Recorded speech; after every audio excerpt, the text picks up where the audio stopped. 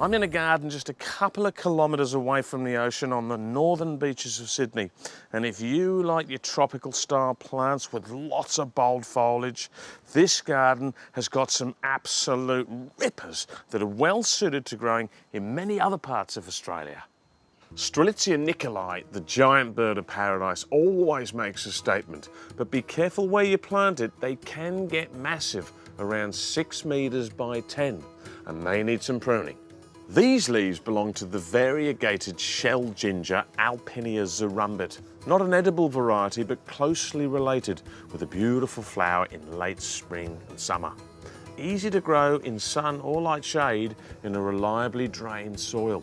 Gingers gradually spread as the rhizome gets bigger, so you get good bang for your buck, and they form a great middle planting layer up to around 2 metres.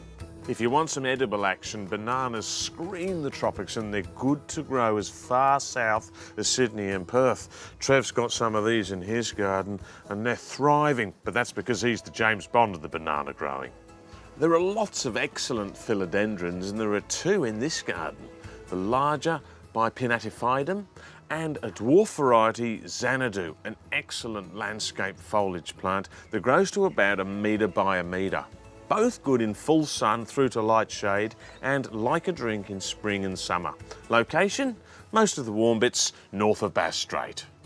Alcantaria imperialis are the giants of the bromeliads, endemic to eastern Brazil, where they grow on rocky slopes and cliffs in full sun and can get to 1.5 metres wide.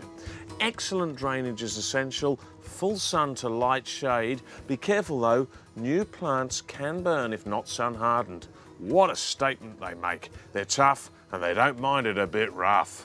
Combining the different foliage is the key with the subtropical style, and here's a good example.